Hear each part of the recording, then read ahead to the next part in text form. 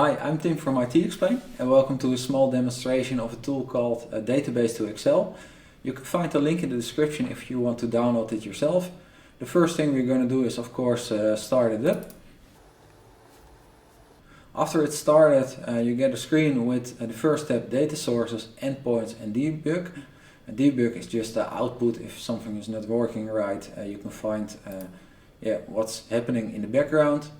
The first thing we're going to do is add a data source. A data source is just all the settings to a database connection.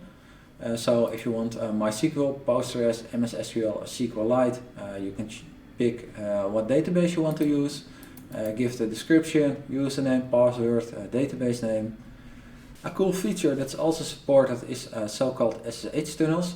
I've got myself a MySQL database on a virtual private server, a VPS.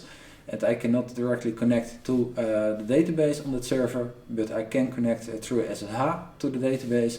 So this tool supports connecting through SSH, setting up a tunnel and then connect to the database. So that's what we're gonna do here.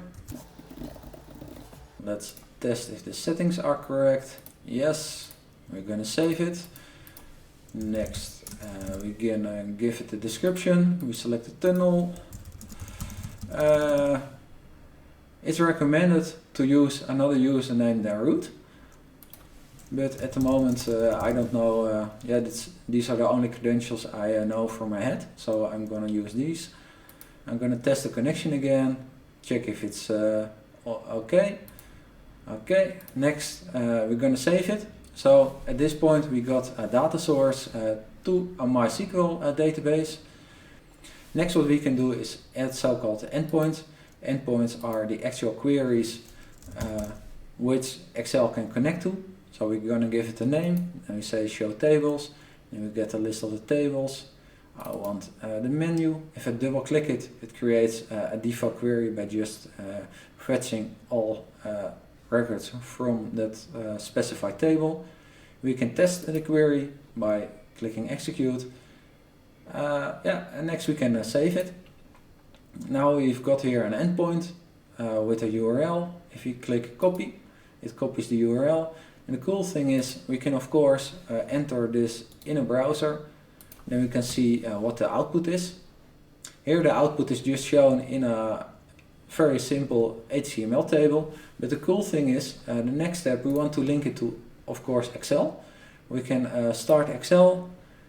If we choose for data, and next we say get data from other sources from web, we're gonna we'll be able to enter the URL. And here Excel is asking for the URL. We paste and we say OK. And the cool thing is every time we start the Excel or we open it again, it's going to try to refresh on the background the data it receives.